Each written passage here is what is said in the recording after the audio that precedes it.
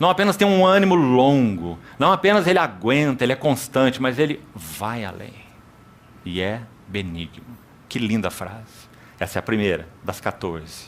Então nós temos a segunda, vamos seguir.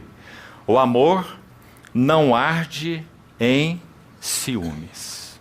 A palavra ciúmes no grego é zelo. Nós temos a mesma palavra no português também. E ela é usada indistintamente no sentido positivo ou negativo. Então depende do contexto para ser interpretada. Assim, para usar um exemplo talvez equivalente em português, a nossa palavra temor. Às vezes usamos temor se referindo a medo. E às vezes usamos temor se referindo a reverência. Duas coisas completamente diferentes. Medo e reverência, para a mesma palavra temor. A palavra zelo no grego também é usada das duas formas. Então o amor não arde em ciúmes. Qual é a ideia aqui óbvia pelo contexto? A ideia óbvia é que esse amor não é possessivo. Ele não arde em ciúmes. Ele não contende. Ele não se vê como possuidor de outro. Quantas aplicações essa frase tem em todos os nossos relacionamentos? Veja o relacionamento conjugal. Nós não somos possuidores uns dos outros. Nós precisamos aprender como casal a cultivar a vida um do outro para Cristo. Porque nós não possuímos um ao outro. Então o amor não arde em ciúmes. Uma aplicação da palavra zelo no sentido positivo, com relação ao próprio Senhor Jesus. João 2. O zelo da tua casa me consumirá. Aí ela foi usada então no sentido positivo. O coração do Senhor ardia de zelos pela santidade e glória da casa de Deus, né? Aqui está sendo usado, obviamente, no sentido negativo, pois diz não arde em ciúmes, né? Então transmite essa ideia. Olha como Paulo tratou isso, deixa aí esse texto que estaremos voltando sempre a ele, Coríntios 13. Olha como Paulo tratou isso nessa mesma epístola, com essa mesma igreja. Olha o capítulo 3, por favor. Verso 3. Porquanto havendo entre vós ciúmes e contendas, um par inseparável. Onde há ciúmes, há contendas. Nunca um vai sozinho. É cara e coroa da mesma moeda. Não é assim que sois carnais e andais segundo os homens?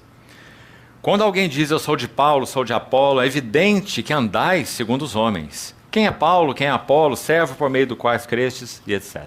Né?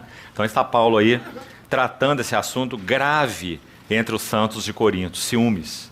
Por isso ele vai dizer no capítulo 13, passo a mostrar-vos um caminho supereminente. O amor não arde em ciúmes.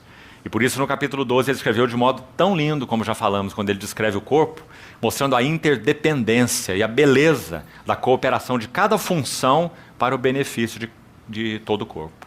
O ouvido, o olfato, o pé, a mão, como ele cita lá no capítulo 12. Então está aí uma ilustração, né, do que Paulo quis dizer. Olha esse capítulo 12 ainda, 1 Coríntios. Especificamente o verso 15, veja lá. Se disser o pé, porque não sou mão, não sou do corpo, nem por isso deixa de ser do corpo. O que está acontecendo com esse pé na metáfora de Paulo, né? Ciúmes, inveja. Se eu não sou mão, não sou do corpo, nem por isso deixa de ser. Se o ouvido disser, porque não sou olho, não sou do corpo, nem por isso o deixa de ser. De novo, ele está tratando com a mesma questão.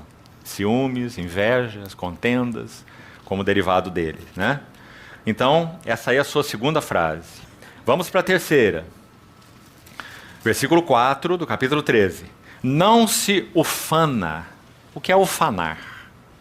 É se ostentar ou se louvar. O livro de Provérbios é muito especial com relação a essa nota. Há muita coisa no livro de Provérbios sobre esse assunto de louvar a si mesmo. Seja outro que te louve e não a tua boca, o estrangeiro e não os teus lábios.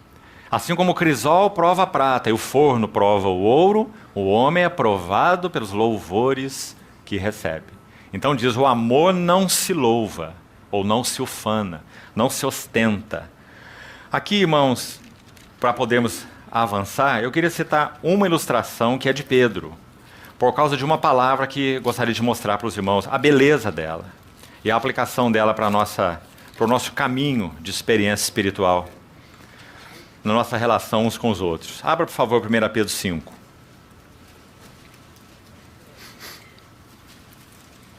O amor não se ufana, não se ostenta, não se louva.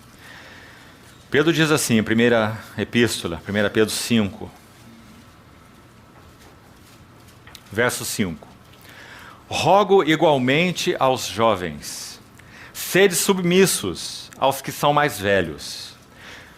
Outro sim, ou também, no trato de uns com os outros, esta palavra. Veja aí, note aí. Cingivos. Está vendo aí? Embora tenha sido traduzida assim, no português, cingir, então em português essa palavra ocorre em outros lugares. Pedro mesmo usa na primeira epístola, aqui mesmo, no capítulo 1, verso 13, ele diz, cingindo o vosso entendimento, sede sóbrios. Né? Paulo usa em Efésios 6, cingindo-vos com a verdade. Lembra-se quando ele fala da armadura de Deus? Mas não é a mesma palavra no original. Pedro usa essa palavra a única vez em todo o Novo Testamento. Por isso nós estamos aqui, porque ela nos interessa e é muito linda. Nós vamos ver. Cingi-vos todos de humildade. Qual é essa palavra que Pedro usou aqui? Menção única em todo o Novo Testamento. Literalmente, o verbo aqui é vestir um avental de escravo. Essa foi a palavra que Pedro usou. Única. Não aparece em nenhum outro lugar. Então o que Paulo disse lá em Coríntios 13? O amor não se ostenta, o amor não se louva, o amor não se ufana, como vimos lá. Então essa palavra de Pedro aplicada aqui, tão significativa. Ele está dizendo, no trato uns com os outros, vistam, todos vocês, aventais de escravos. Agora, irmãos, de onde será que Pedro tirou isso? Você tem alguma dúvida? Algo já ocorre na sua mente aí? João, capítulo 13. Quando ele viu seu mestre com um avental de escravo, aquilo para ele foi simplesmente intragável, insuportável. Quase nós podemos imaginar um quadro, porque não sabemos se foi assim, não é? Mas vamos pensar que o Mateus está lá no começo da fila. E o Senhor começou a lavar o pé e veio, lavou o do Mateus. Aí lavou o do Bartolomeu. E veio chegando, e Pedro começou a arrepiar. E quando o Senhor chegou perto do pé dele, ele disse, Senhor, nunca me lavarás os pés. Ele não podia conceber essa ideia. Ele já tinha feito a confissão, tu és o Cristo, o Filho do Deus vivo. Ele já tinha dito, para quem iremos nós? Só tu tens palavras da vida eterna. E nós temos crido e conhecido que tu és o Santo de Deus. Agora se vê esse santo no lugar mais rasteiro e baixo. Ele não podia suportar. É dito em João 13, que capítulo aquele? Que nosso Senhor Jesus, tendo consciência da sua identidade, veja a importância disso, veio de Deus e voltava para Deus. Então é dito, ele tirou a vestimenta de cima. Olha que figura é essa. E cingiu-se com uma toalha e deitou água numa bacia. Irmão, não sei como você pensa, mas para mim, bacia e toalha significam a vitória de Jesus sobre a vida do ego. Bacia e toalha estão aqui, e a cruz está aqui. Ele só foi à cruz, porque ele conheceu o que significa a bacia e a toalha. A bacia e a toalha é a vitória dele sobre a vida, e a cruz é a vitória dele sobre a morte.